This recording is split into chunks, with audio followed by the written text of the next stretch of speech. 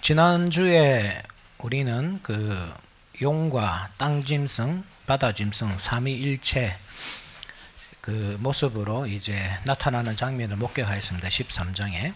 그들이 그렇게 나타나는 이유가 무엇일까요? 싸우기 위해서겠죠. 그죠? 그들은 반복음적인 세력입니다. 반교회의 세력이고 반그리스도. 그죠? 안티그리스도 또 반하나님. 물론 뭐 그들은 뭐 나름대로 하나님을 섬긴다고 생각하겠지만 하나님은 그들을 그렇게 생각하지 않습니다. 오히려 그들의 하는 모든 그 예전 의식이나 뭐 하나님 위해서 한다는 그 교회에 대한 핍박 같은 것들은 다 하나님을 대적하는 것입니다. 그죠? 이렇게 이 삼위일체의 모습으로 나타나서 교회와 싸운다. 그러한 교회를 대신해서 싸우시는 분은 누구십니까? 우리의 삼위 하나님. 삼위 하나님과 결국 마귀 사탄의 대적이 되는 이 마귀 사탄의 대결이 되는 것이죠. 그러한 식으로 지금 여기가 쭉 이어지고 있다는 사실을 기억하시고, 그것이 어디서부터 나오는가 하면 바로 이 사도들이 복음을 증거하기 시작할 때부터, 그죠? 일곱 나팔이 그렇다고 했죠.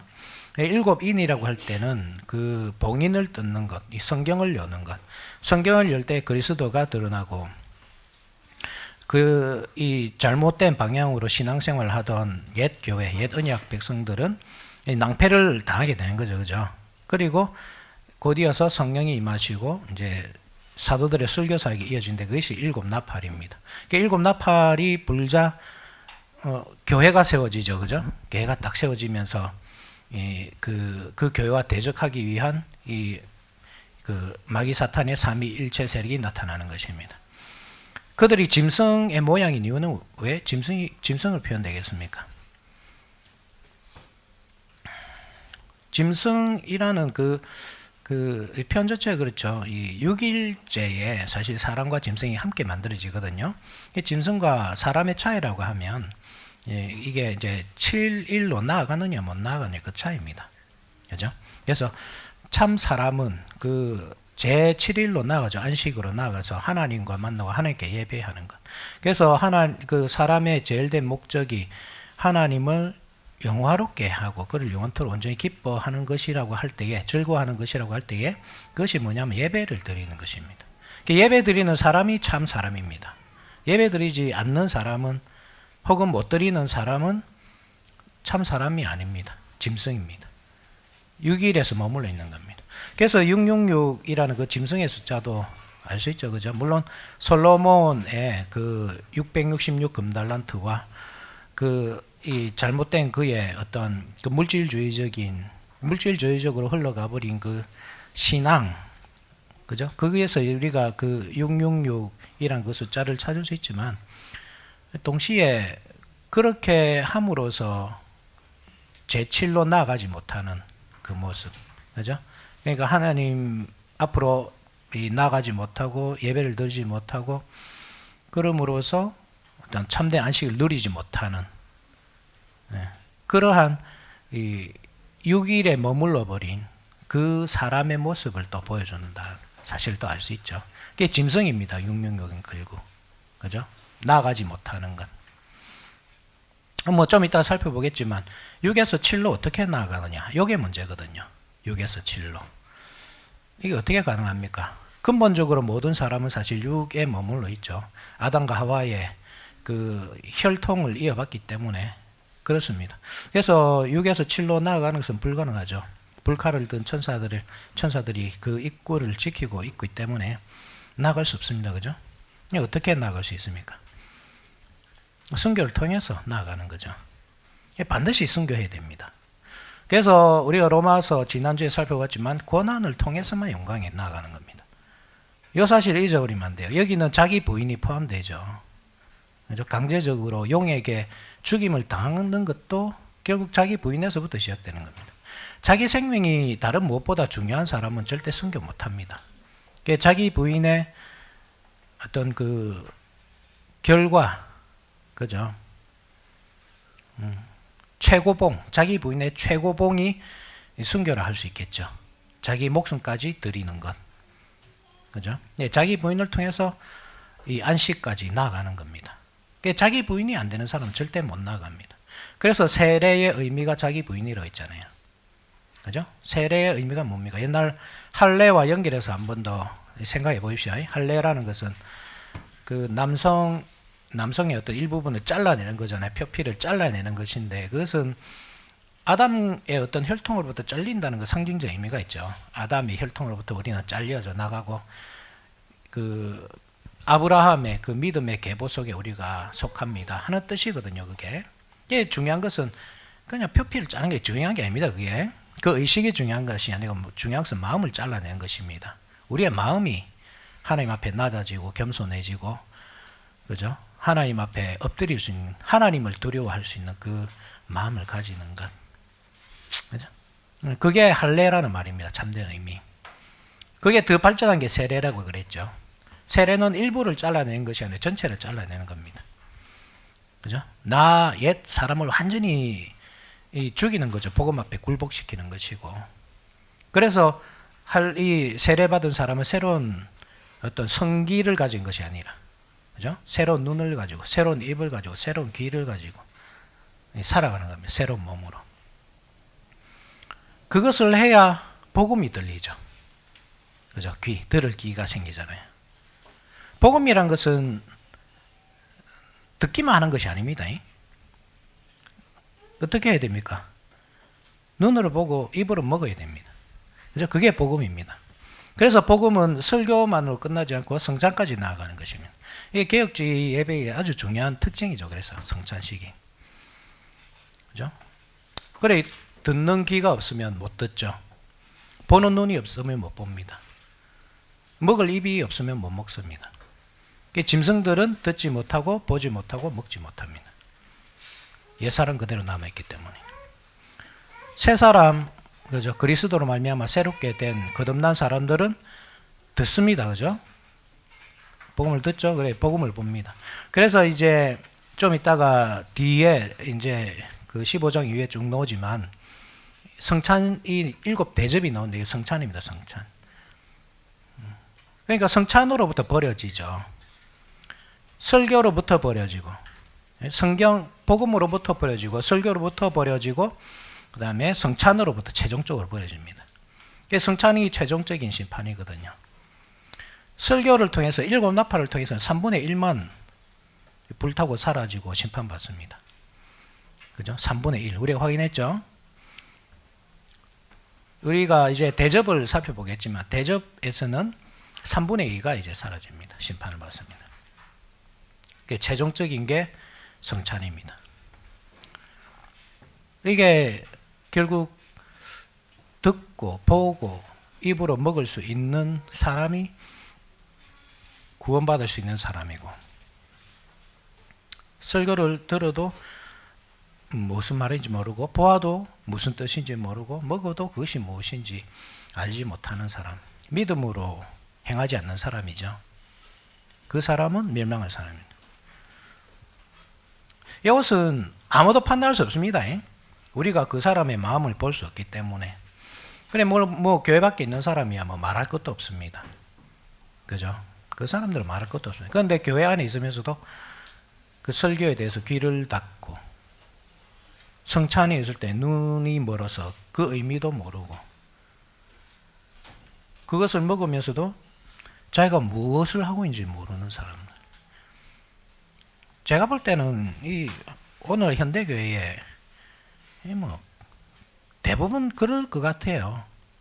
정말 그 예수 그리스도의 살과 피를 그 떡과 잔을 통해서 볼 수 있는가?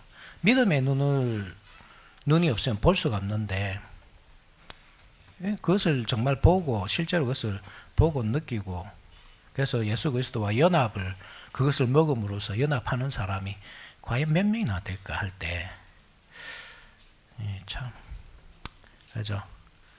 그렇습니다. 우리가 얼마나 자기 부인이 안 되는 사람들인지 기억하셔야 됩니다. 우리가 자기 부인이 되어서 여기 앉아있다 생각하시면 안 돼요. 그 과정입니다. 여기 앉아있는 것은. 그래서 우리의 신앙생활이 광야 생활과 같다 그랬죠.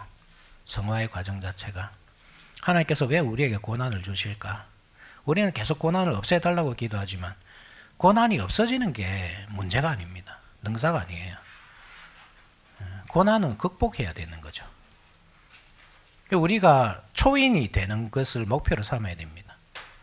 그죠? 예수님께서 하셨듯이 광야에서 니 배고프잖아. 이 돌덩이로 떡덩이 만들어 봐라 했을 때 예수님께서 야, 사람이 떡으로 사냐? 하나님 입에서 나오는 말씀으로 살지. 그게 초인이잖아요. 그죠? 떡이 없으면 못 사는데 분명히. 근데 떡이 없어도 나는 말씀으로 살 수 있다. 그게 초인이거든요. 사람 이상의 사람. 6에서 7로 넘어갈 수 있는 사람. 우리가 그런 사람이 되어야 되고 또 하나님께서 우리를 그런 사람으로 성장시켜 간다고 할 때 광야 생활은 반드시 필요한 것입니다. 이 고난 없이는 광야 생활 없이는 가나안 땅에서 삶도 없는 겁니다. 그런데 우리는 성급합니다. 아주 성급해요. 너무 성급하게 광야 생활은 그냥 좀 없애주시고 이것은 생각해 주시고 바로 가나안 땅에서 살 수 있도록 영광만 누리며 살 수 있도록 해주세요. 그렇게 하는데 이스라엘 백성들이 만약에 광야 생활 없이 가나안 땅에 들어갔다 생각해 보십시오. 어땠겠습니까? 거기는 제2의 애굽을 만들었을 것입니다. 물론 그 이후에도 그렇게 돼갔지만 그게 사람입니다. 그게 사람. 하나님께서는 광야 생활을 통해서 이스라엘을 사람으로 만드시는 겁니다. 사람으로 만드시고 참 사람이 되었을 때 그들을 가나안 땅으로 들으시고 그래서 살도록 하시는 것이죠. 여러분들 현세에서 고난이 있다고 해서 슬퍼하지 마시라고요. 그게 하나님이 안 계신 뜻이 아니에요. 하나님께서 주무시고 계신다는 뜻이 아니라 우리를 계속 단련하고 계시다는 뜻입니다. 고난이 있을 때 그것을 기뻐하면서 이 고난만 없으면 내가 하나님 잘 섬기겠다. 그런 이상한 말 하지 마시고 내가 이 고난을 극복하고 하나님께 나아가야 되겠다. 이러한 생각을 가져야 됩니다. 이 고난을 나에게서 없애주십시오. 기도하지 마시고 내가 이 고난을 극복할 수 있도록 힘을 주소서 이 고난을 극복할 수 있는 사람이 되게 해주소서 그렇게 기도하셔야 됩니다. 그럴 때 우리는 초인이 되는 겁니다. 그죠? 물론 우리의 힘으로 안 되죠. 우리의 힘으로 된다면 그 불교잖아요. 그죠? 우리가 스스로 도를 닦음으로써 초인으로 나아가는 게 불교잖아요. 그런데 그렇지 않습니다. 성령을 보내십니다. 하나님은. 성령을 보내시고 성령의 힘을 의지해서 이제 초인이 되게 한단 말입니다. 그러면 그 성령의 힘을 어떻게 의지할 것이냐? 복음이잖아요, 결국. 성령은 복음을 통해서 역사하시잖아요. 7 인속에 성령이 거하시고 7 나팔 안에 성령께서 역사하시고 7 대접을 통해서 성령께서 임하십니다. 그 성령으로 말미암아 우리는 우리에게 닥치는 모든 고난들을 이겨나갈 수 있습니다. 어쨌든 그러한 것은 로마서의 8장에 오히려 더 많이 나오고 그 요한계시록에서는 그 역사적인 그 사건들을 이렇게 상징적인 그 그림 언어로 쭉 설명해 주기 때문에 우리의 이제 그 목표는 그 그림 언어를 통해서 그런 이 복음의 진리들을 이제 발견해 가는 것이죠. 그죠? 그렇다고 할 때 13장까지 보았습니다. 그죠? 새 두 짐승과 용, 삼위일체 악이 이 무엇을 하느냐? 교회를 대적한다. 그때 교회의 모습은 어떠한지 14장에 나오는 겁니다. 14장 1장 한번 보십시오. 1절 같이 읽읍시다. 시작. 또 내가 보니 보라 어린 양이 시온산에 섰고 그와 함께 14만 4천이 서 있는데 그들의 이마에는 이는 양의 이름과 그 아버지의 이름을 쓴 것이 있더라. 그래서 우리가 요한계시록 7장이었습니까? 그죠? 7장 4절이었죠. 내가 인침을 받은 자의 수를 들으니 이스라엘 자손의 각 지파 중에 인침을 받은 자들이 14만 4천이니. 그죠? 그러니까 하나님께서 택하신 사람들, 미리 아시고 부르신 자들, 그들의 숫자가 14만 4천 명이더라. 14만 4천은 12 곱하기 12 곱하기 1000. 그죠? 구약의 12지파, 신약의 12사도. 그래서 구약과 신약을 통틀어 하나님을 참되게 믿는 백성들, 6에서 7로 나아간 사람들, 완전수 1000. 그래서 14만 4천은 이 어떤 고정된 숫자로 이해하시면 문제가 생깁니다. 그 신천지들이 그렇죠. 고정된 숫자로 보잖아요. 14만 4천. 뭐 고정된 숫자로도 안 보더라. 요즘 14만 4천이 넘었는데도 계속 전도하잖아요. 그죠? 그들이 얼마나 거짓말장인지 스스로 증명을 하는 겁니다. 14만 4천은 고정된 숫자가 아니고 상징적인 숫자입니다. 하나님을 믿는 전 세대, 전 시대의 모든 인종과 문화를 넘어서는 사람들, 그들이 지금 시온산에 어린 양과 함께 서 있습니다. 2절에 내가 하늘에서 나는 소리를 들으니 많은 물소리와도 같고 큰 우레소리와도 같은데 내가 들은 소리는 검은 고 타는 자들이 그 검은 고를 타는 것 같더라. 그들이 보좌 앞과 내 생물과 장로들 앞에서 새 노래를 부르니 땅에서 속량을 받은 14만 4천 밖에는 능히 이 노래를 배울 자가 없더라. 그러니까 하나님의 음성이 무엇과 같습니까? 검은 고 소리 같습니다. 하나님의 음성이 곧 음악입니다. 그죠? 하나님께서 말씀을 막 바르시는데 그게 음악이 되고 성도들은 그 음악에 따라서 노래를 부릅니다. 그러니까 이 찬송이란 게 무엇입니까? 하나님의 말씀에 대한 응답인 찬송인 것을 알 수 있죠. 말씀 자체가 사실 그 찬송이기지만 우리 시편 찬송이 그렇잖아요. 말씀 자체잖아요. 그 자체가. 그렇지만 또 한편에서는 인간이 하나님께 올려드리는 것이라고 할 때 그 하나님의 말씀에 대한 응답이 또한 찬송이다. 그것을 누가 배울 수 있나? 아무도 배울 수 없습니다. 그죠? 14만 4천 밖에는. 왜냐하면 이것은 그 구속 역사에 참석하지 못한 사람은 알 수 없기 때문입니다. 마치 모세가 애굽을 떠나서 홍해를 건너서 노래를 부르잖아요. 모세의 노래를. 그 노래를 배우는 사람들은 출애굽한 사람들이거든요. 애굽에 남아있는 사람들이 무슨 노래를 배워서 부르겠습니까? 그죠? 배울 수 없습니다. 애굽 사람들이 그 노래를 어떻게 배우겠습니까? 모세가 안 가르쳐주죠. 안 가르쳐줍니다. 그 노래 나도 좀 그 최신 유행하는 노래 한번 배워봅시다 해도 안 가르쳐줍니다. 이 BTS도 아니고 블랙핑크도 아니고 예수님의 하나님의 노래는 복음이기 때문에 그렇습니다. 그죠? 하나님께서 검은고를 연주하시고 그 백성들은 그 음악에 맞춰서 노래를 부르고 이게 새 노래라는 사실. 이걸 누가 부르느냐? 출애굽한 성도들. 옛 삶에서 남아있는 사람은 부를 수 없습니다. 그죠? 새롭게 된 사람들. 성령으로 새롭게 된 사람들만 부를 수 있는 노래입니다. 우리가 다 이 예배 시간에 시편 찬송을 부르지만 실제로 그 찬송에 참여하는 사람은 거듭난 사람들이라는 겁니다. 그 노래를 불러도 무슨 뜻인지 모릅니다. 불신자들은. 이 사람들은 4절에 이 사람들은 여자와 더불어 더럽히지 아니하고 순결한 자라 어린 양이 어디로 인도하든지 따라가는 자며 사람 가운데서 속량함을 받아 처음 익은 열매로 하나님과 어린 양에게 속한 자들이니 여자로 더불어 더럽히지 아니하고 이것은 뭐 민수기 이 미디안 광야에서 시험 받았던 그 사건을 떠올리도록 하는데 그러니까 그렇잖아요. 발라함의 악한 계략이 그렇잖아요. 이스라엘의 남자들을 꿰어서 이 우상 숭배하도록 하고 또 여자와 행음하게 하도록 하거든요. 그래서 이 여자와 행음하지 않았다 이 말은 우상 숭배하지 않았다 이 말입니다. 그죠? 음상 숭배하지 않고 그리스도께서 어디로 인도하시든지 따라가는 처음 익은 열매. 첫 열매라고 할 때 두 가지라 그랬죠. 그죠? 첫 번째는 예수 그리스도. 예수 그리스도도 첫 열매지만 우리도 첫 열매입니다. 그렇지만 그 성격은 다릅니다. 그죠? 예수님께서 첫 열매를 할 때는 초실절의 첫 열매. 우리가 첫 열매를 할 때는 오순절의 첫 열매, 맥주절의 첫 열매. 그리고 예수 그리스도 안에 있을 때요 가능합니다. 첫 열매는. 열매 자체가 이 무중력 상태에서 열매를 맺지 못하잖아요. 나무가 있어야 되잖아요. 그죠? 예수님이 초실절에 이렇게 첫 번째 나는 싹이란 말입니다. 그 싹을 하나님께 드린 게 초실절이라 그랬죠. 그 싹이 자라서 나무가 되고 거기에 많은 열매가 맺히잖아요. 그러니까 예수 그리스도 안에 없으면 열매를 못 맺습니다. 우리는. 그죠? 그래서 처음 열매라 이 말은 예수 그리스도께 연결되어 있는 사람 이런 뜻입니다. 그죠? 이 모양을 한번 보십시오. 마귀 사탄은 지금 공격하고 있죠. 로마와 유대인들이 연합해가지고, 그죠?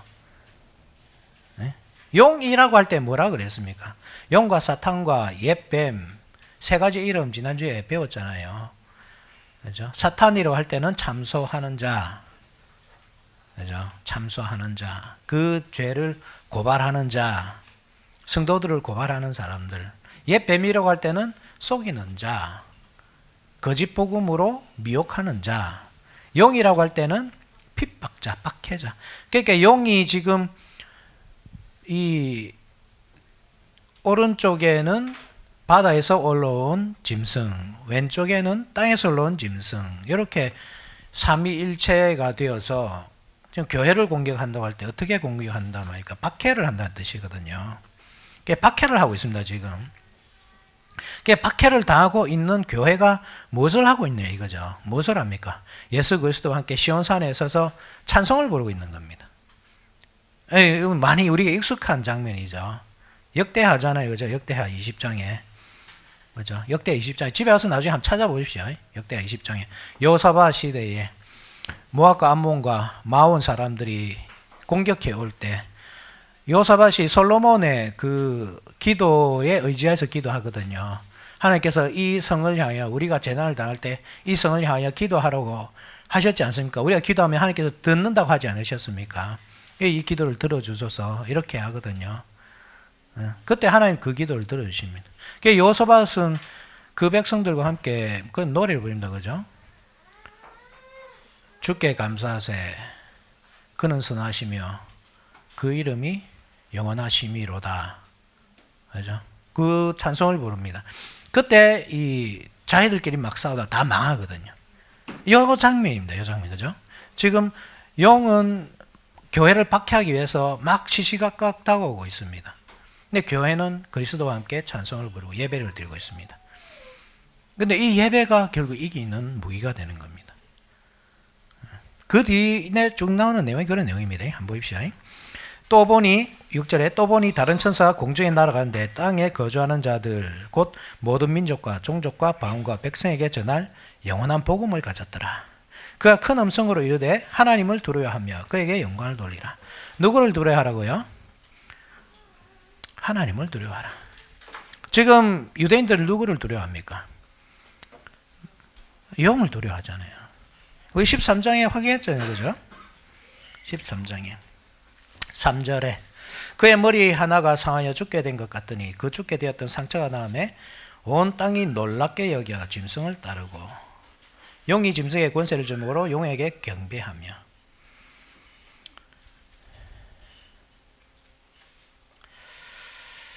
또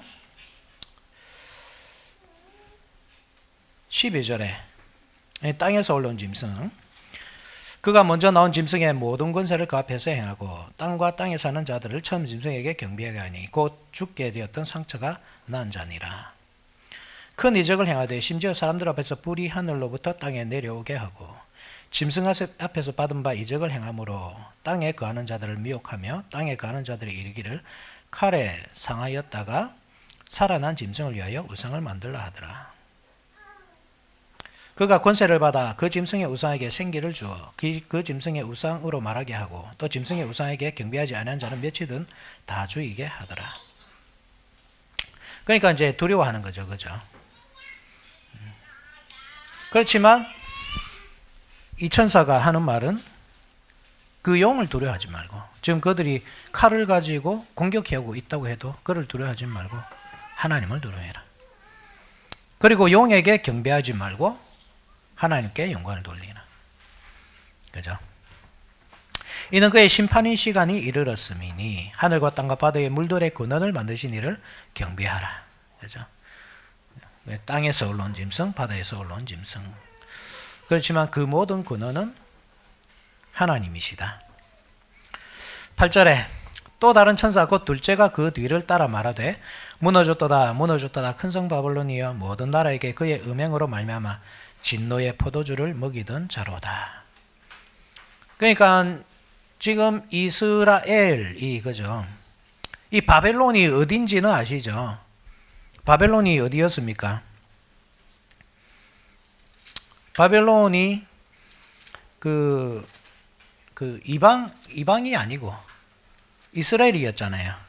혹시 기억납니까? 11장 8절에 그들의 시체가 큰 성길에 있으니 그 성은 영적으로 하면 소돔이라고도 하고 애굽이라고도 하니 곧 그들의 주께서 십자가에 못 박히신 곳이라. 그러니까 큰 성 바벨론, 뭐 소돔, 그다음에 뭐 그 애굽, 이런 표현들이 다 예루살렘을 일컫는 말입니다. 그러니까 예루살렘이 그렇게 세속나라화된 것입니다. 이제 그죠? 그들이 음행으로 말미암아. 음행한다는 말 자체가 하나님을 떠나서 우상 숭배잖아요, 그죠? 진노의 포도주를 먹였다. 이 포도주라고 할 때는 여러분들 피를 생각하셔야 되거든요. 그죠? 상징적으로. 그죠? 예수님께서 요한복음에 첫 번째 행한 이적이 가나안 혼인잔치에서 물을 피로 만든 사건. 첫 번째 그 언약이죠, 언약. 물은 옛 언약. 그보다 더 진한 피로 포도주로 바뀐 것은 새 언약. 새 언약이 훨씬 낫다. 그런 뜻이잖아요. 그래서 이 이스라엘 백성들이 성전에서 제사를 드리고 짐승의 피를 흘려서 제단에 뿌리는 것이 바로 포도주라는 사실로 한번 보십시오. 그것이 뭐란 말입니까? 진노의 포도주란 말입니다. 왜 그것이 진노의 포도주입니까? 은혜의 포도주가 안 되죠, 그것이. 그 우상숭배이기 때문에 그렇습니다, 그것이. 그 자체가. 그들은 아무리 많은 피를 흘려도 이 진노의 포도주가 되는, 하나님의 진노만 돋굴 뿐입니다. 이 흐름을 여러분들 잘 보시기 바랍니다. 계속 따라와 주십시오. 9절. 또 다른 천사하고 셋째가 그 뒤를 따라 큰 음성으로 이르되 만일 누구든지 짐승과 그의 우상에게 경배하고 이마에나 손에 표를 받으면 그도 하나님의 진노의 포도주를 마시리니 그 진노의 잔에 섞인 것이 없이 부은 포도주라. 거룩한 천사들 앞과 어린 양 앞에서 불과 유황으로 고난을 받으리니 그 고난의 연기가 세세토록 올라가리로다. 짐승과 그의 우상에게 경배하고 그의 이름표를 받는 자는 누구든지 밤낮 쉼을 얻지 못하리라 하더라. 666 그 짐승의 숫자죠, 그죠? 그것을 받은 사람들입니다. 성도들의 인내가 여기 있나니 그들은 하나님의 계명과 예수에 대한 믿음을 지키는 자니라. 인내가 나왔습니다, 그죠? 성도의 인내. 성도의 인내가 무엇입니까, 여러분? 무엇으로부터 인내합니까? 고난으로부터 인내하겠죠, 그죠? 당연하잖아요. 즐거운데 인내합니다. 그죠? 막 이렇게 막 노래방에서 노래 보면서 막 댄스 하면서 잘 놀다가 와, 우리 조금만 더 인내하자 이래야 합니까? 아니죠? 예, 고난입니다, 그죠? 고난 가운데서 인내하는 겁니다. 계속 고난이 지금 있는 것입니다. 왜냐하면 짐승의 표를 받지 않는 사람 매매를 못하게 하거든요, 지금. 우리가 그 앞에서 봤잖아요, 13장에, 그죠? 끝까지 인내해야 되는 겁니다. 그 가운데서도, 그 고난 가운데서도. 그리고 13장 보십시오. 또 내가 들으니 하늘에서 음성이 나서 이르되 기록하라. 지금 이후로 주 안에서 죽는 자들은 복이 있도다. 지금 뭐라고 있습니까? 이제 순교하라고 그러죠. 인내하되 언제까지 인내하라고 합니까? 죽기까지. 이게 순교가 나옵니다. 그죠?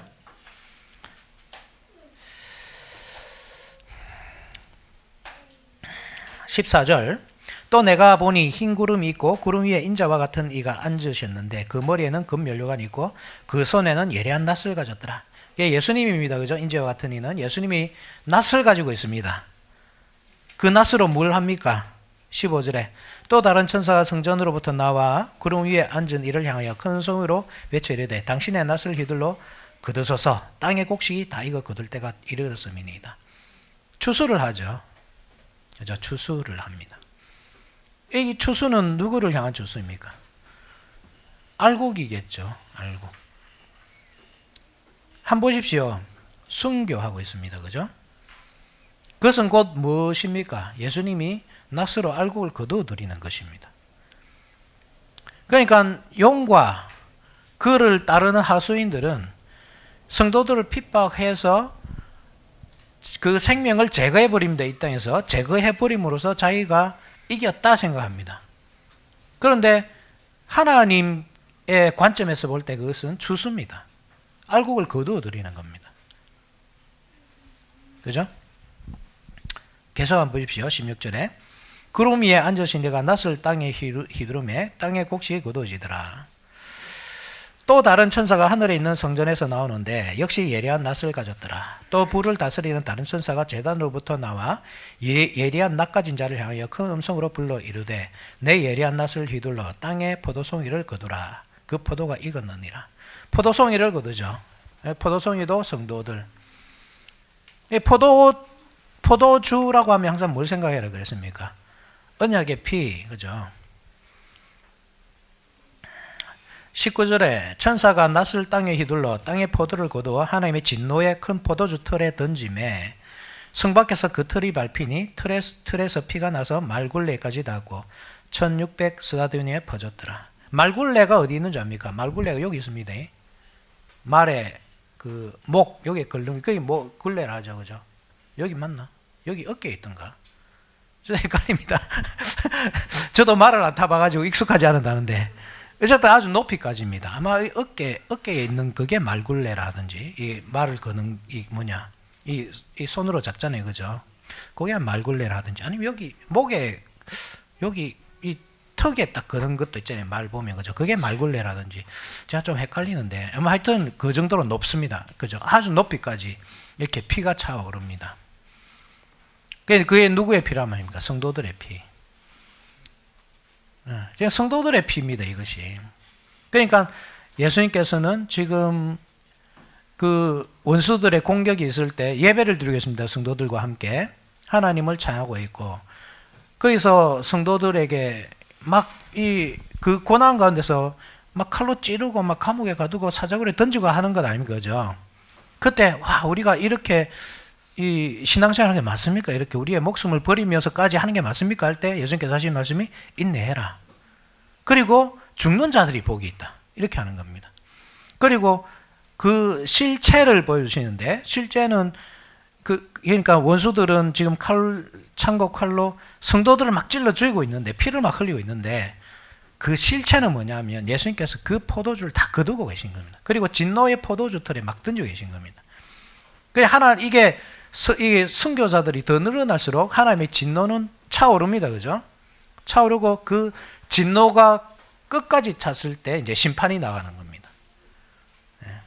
지금 지금 피가 말굴레까지 차서 그 1600 스타디온 맞죠? 1600 스타디온까지 퍼졌다 이 말. 1600이란 말은 4의 제곱 곱하기 10의 제곱이거든요.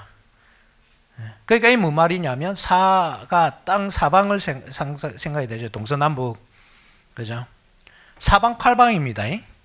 땅 전체에 10 완전수, 땅 전체에 퍼진 겁니다. 지금 거의 다 찬 겁니다. 이제 이 심판이 나오는 겁니다. 그렇게 하면서 뭐가 이어지겠습니까? 7 대접으로 연결되려고 하는 것입니다. 지금 7 대접이 이 심판의 완성이라 했잖아요, 그죠? 7 나팔은 3분의 1입니다. 그렇지만 7 대접은 3분의 2입니다. 끝입니다, 이 심판이. 물론 끝이라고 할 때 조금 더 설명이 필요합니다. 계속 한번 봅시다. 자, 15장 1장을 보십시오. 또 하늘에 크고 이상한 다른 이적을 보며, 이상하다 이 말은 놀랍다 이란 말입니다. 희한하다 뭐 이런 게 아니고 놀랍다. 놀라운 다른 이적을 보며 7 천사가 7 재앙을 가졌습니다. 곧 마지막 재앙이라, 그죠? 마지막이란 말이 나오죠. 이 마지막이라는 말을 어떤 예수님의 재림으로 볼 것이 아니라, 요 마지막이라는 말은 이제 요 예루살렘의 그 심판이 이르렀다 이런 뜻입니다. 그 마지막이죠. 누가복음 21장 같이 한번 봅시다. 누가복음 21장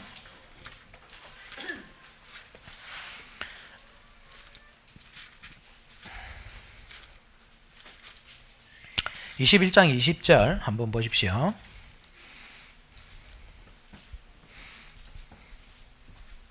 21장 20절. 너희가 예루살렘이 군대들에게 에워싸이는 것을 보거든 그 멸망이 가까운 줄을 알라. 그죠? 이제 마지막 그 하나님의 이제 심판이 가까웠다 이 말입니다. 이 말이. 그러니까 예루살렘에 그 스데반의 순교 이후로 성도들이 막 흩어지죠, 그죠? 흩어지는데 그 흩어져서 예루살렘 교회가 사라졌느냐 하면 여전히 남아 있잖아요, 그죠? 예수님의 그 형제 야고보가 거기 있잖아요, 계속, 그죠? 그러니까 그 시대입니다, 그죠? 그 남아 있는 교회, 예루살렘 교회가 끝까지 남아 있다가, 그죠? 세상 끝날까지 남아 있다가 마지막에 예루살렘에 이렇게 군대들에게 에워싸이는 때가 오는데 그때가 되면 멸망이 가까워진 줄을 알라 이란 말입니다. 그러니까 요세푸스의 이 역사책을 보게 되면 그 시대에 이제 이야기가 나오죠. 로마 군인들이 이제 그러니까 마지막 결사 항쟁을 하려고 이스라엘 백성들이 유대인들이 막 뭉치고 있을 때에 그때 성도들은 다 떠납니다. 멸망에 가증한 것이 할 때 이미 로마가 이렇게 이 2중 3중으로 에워싸가지고 한 사람도 짐승 한 마리도 빠져나가지 못하도록 했을 때가 아니라 유대인들이 가증한 사람들 군인 그죠? 그들이 군인처럼 이제 이 예루살렘 성 안에서 밖으로 둘러싸여 있는 거죠. 이제 로마 군대와 대적하기 위해서 요 때를 말하는 겁니다. 그죠? 요 최후의 발악을 하기 위해서 이 성벽을 둘러싸 가지고 지키고 있는 그 모습입니다. 그때 성도들은 다 빠져나옵니다. 예루살렘. 그러니까 예루살렘이 AD 70년에 돌 하나도 돌 위에 남지 않고 다 무너질 때에 철저하게 파괴되거든요. 그죠? 그 안에서 저항하던 모든 사람이 죽습니다. 죽임을 당합니다. 거기 성도들도 그럼 죽임 당했냐? 그게 아니라 말입니다. 그 전에 이미 빠져나갔습니다. 다. 그래서 펠라라는 지역으로 다 이주를 했습니다. 이미. 그죠? 이 역사책에 나오는 이야기입니다. 21절에 보십시오. 그때 유대에 있는 자들은 산으로 도망갈 것이며 성내에 있는 자들은 나갈 것이며 촌에 있는 자들은 그리로 들어가지 말지니 이렇게 다 떠났단 말입니다. 이미 AD 70년 이전에. 이 날들은 기록된 모든 것을 이루는 징벌의 날이니라. 징벌. 그죠? 징벌이란 말입니다. 징벌이란 말이 무슨 말입니까? 심판이란 뜻이잖아요. 무엇을 잘못했을 때 거기에 대한 징계가 징벌이잖아요. 심판, 보복. 하나님께서 보복하시는 날이다, 이때가. 뒤에 쭉 보십시오. 이 요한계시로 나오는 말씀들입니다. 25절에 1월 성신에는 징조가 있겠고, 그죠? 우리가 요한계시를 계속 살펴보면 그죠? 하늘이 어두워지고 달이 핏빛같이 변하고 별들이 떨어지고, 그죠? 땅에서는 민족들이 바다와 파도의 성난 소리로 인하여 혼란한 중에 공고하리라. 사람들이 세상에 임할 일을 생각하고 무서워함으로 기절하리니 이는 하늘의 권능들이 흔들리겠습니다. 그때 사람들이 인자가 구름을 타고 능력과 큰 영광으로 오는 것을 보리라. 그죠? 32절 한번 보십시오. 32절. 내가 진실로 너에게 말하노니 이 세대가 지나가기 전에 모든 일이 다 이루어지리라. 먼 미래의 일이 아니라 말입니다. 이 세대, 그 세대. 한 세대가 얼마나 있습니까? 이스라엘에서 40년. 광야에서 한 세대가 다 죽기까지 걸린 시대가 40년. 그러니까 멀지 않은 시대입니다. 예수님께서 이 말씀을 30년에서 33년 사이에 하셨다고 하면 40년이면 70년. 그죠? AD 70년. 뭐 산수잖아요, 산수. 자, 계속 봅시다. 그게 마지막 재앙이다 이 말입니다. 마지막 재앙. 그래, 마지막이라는 것이 우리가 그 역사의 마지막 이것이 아니고 예루살렘의 마지막입니다. 지금 로마 바다 짐승 로마와 땅 짐승 유다가 같이 연합해서 교회를 공격하고 있습니다. 핍박하고 있습니다. 그리고 그 피가 땅 끝까지 다 퍼졌습니다. 그리고 그 피에 대한 보복을 하십니다. 하나님께서. 그것이 마지막 날입니다. 마지막 때. 2절에 또 내가 보니 불이 섞인 유리바다 같은 것이 있고 짐승과 그의 우상과 그의 이름의 수를 이기고 벗어난 자들이 유리바닷가에 서서 하나님의 검은 고를 가지고 하나님의 종 모세의 노래 어린 양의 노래를 불러 이르되 어린 양의 노래를 부릅니다. 모세의 노래. 모세의 노래는 언제 불렀다고요? 출애굽 이후. 애굽이 어디입니까? 예루살렘. 맞죠? 아까 우리 확인했죠? 예루살렘. 이게 예루살렘에서 다 나온 무리들입니다. 그들이 유리바닷가에 가죠. 그러니까 이거 상징적인 것이죠. 이 순교한 사람들입니다. 그죠? 순교한 사람들이 하늘의 그 유리바닷가에 서서, 홍해 바다가 아니고 유리바닷가에 서서, 그 유리라고 할 때, 그 이스라엘 백성들이, 그러니까 모세가 시내산 위에 올라갔을 때 하나님께서 하늘이 임재하잖아요. 하늘 자체가 통째로, 하나님께서 하늘 통째로 임재하시거든요. 그때 바닥을 보니까 청옥을 편 듯하고, 그죠? 청옥을 편 듯하고 유리바다입니다. 하나님께서 임재하신 거. 그러니까 이 순교한 사람들입니다. 하늘에 하나님의 보좌 앞까지 올라간 사람들입니다. 그래서 유리바다 앞에서 노래를 부르는 모세의 노래, 출애굽의 노래를 부르는. 그러니까 출애굽의 정점은 순교입니다. 순교. 그죠?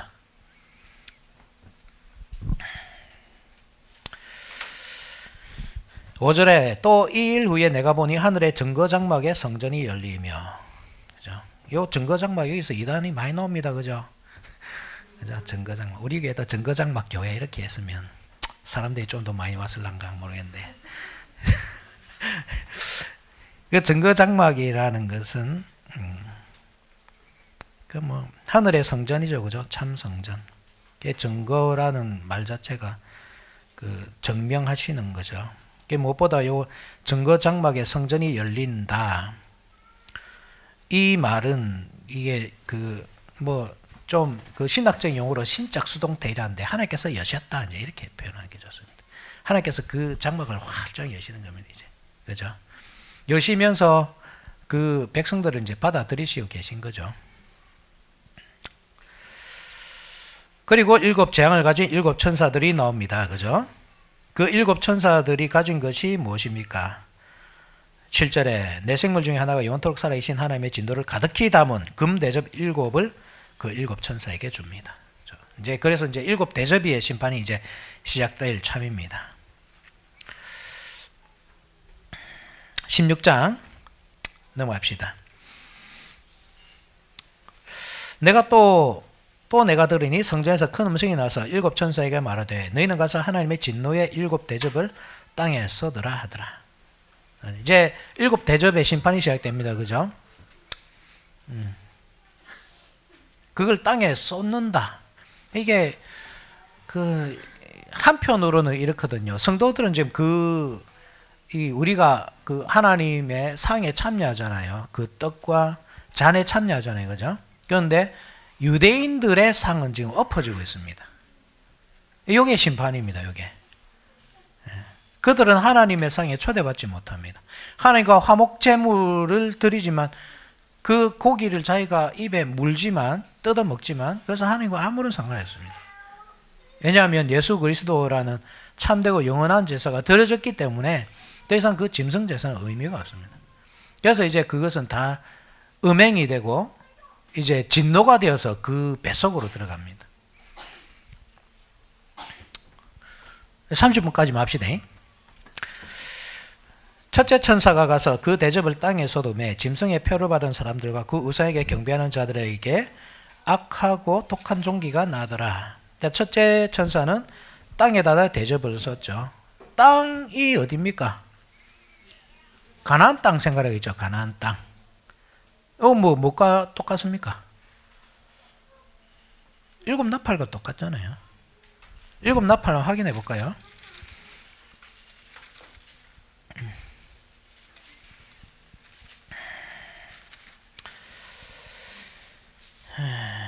다 까먹었는가 봐. 이거 열심히 강의를 했는데 여러분 다 까먹었습니까? 지금 도 트는 소리가 들리면 안 된대. 그죠? 그죠? 그래.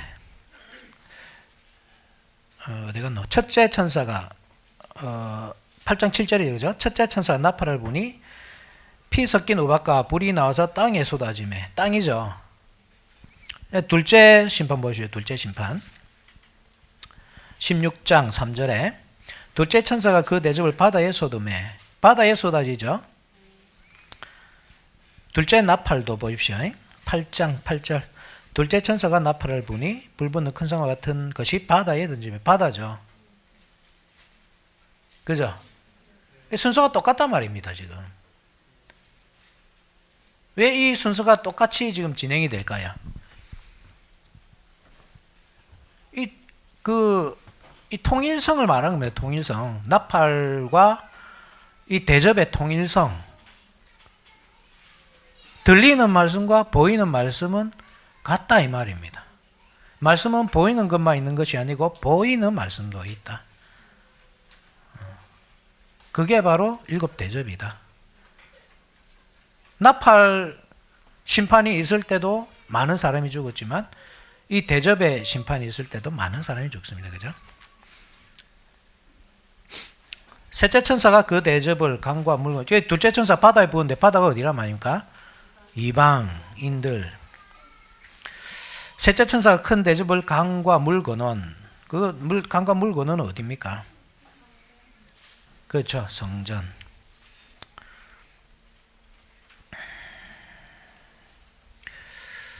넷째 천사가 그 대접을 해에 쏟음에. 해가 권세를 받아 불로 사람들을 태우니. 이 해는 뭐라 그랬습니까? 1월 성신은 그렇죠. 권세자들. 그죠? 권세자들이 태워 죽입니다. 다섯째 천사가 그 대접을 짐승의 왕좌에 쏟으니 그 나라 곧 어두워지며 사람들이 아파서 자기 혀를 깨물고. 짐승들이 지금 그 삼위일체가 되어서 나타난 짐승이죠. 바다에서 올라온 짐승, 땅에 올라온 짐승. 그들의 왕좌에 쏟아버립니다. 그들이 아파서 자기의 혀를 깨물고 아픈 곳과 종기로 말미암아 하나님을 비방하고 그들의 행위를 회개하지 아니하더라. 12절에 또 여섯째 천사가 그 대접을 큰 강 유브라데에 쏟음에 강물이 말라서 동방에서 오는 왕들의 길이 예비되었더라. 유브라데는 그 이스라엘 백성들의 한계입니다. 한계. 그죠? 거까지입니다. 유브라데까지. 그 한계에 이제 그 한계까지 그 지경에 어떤 그 피를 쏟아 가지고 확 열어버립니다. 그죠? 그래서 이 유브라데 건너편에 있는 그 이스라엘의 원수들이 공격하게 만듭니다. 동방에서 오는 왕들의 길이 예비했다 그 말입니다. 15절에 내가 보니 도둑같이 오리니 누구든지 깨어 자기 옷을 지켜 벌거벗고 다니지 아니하면 자기의 부끄러움을 보이지 아니하는 자는 복이 있도다. 새 영이 히브리어로 아마겟돈이라 하는 것으로 왕들을 모으더라. 여기 이제 아마겟돈이 나오죠. 그죠? 아마겟돈, 하르머깃도, 지페의 산. 지페의 산은 어디죠? 이 글자만 보면 머깃도를 말하는구나. 문자적으로 보면 그죠? 머깃도가 옛날에 그 누구죠? 그 애굽 왕 요시야 그죠? 요시야가 죽었던 데가 머깃도 전투에 죽잖아요. 그렇게 보는 사람들도 가끔 있지만 그렇지만 그것보다 여기 지페의 산으로 보는 게 낫습니다. 지페의 산이라고 할 때 예루살렘이죠. 시온산. 거기서 지금 모이고 있습니다. 그래서 전쟁이 시작됩니다.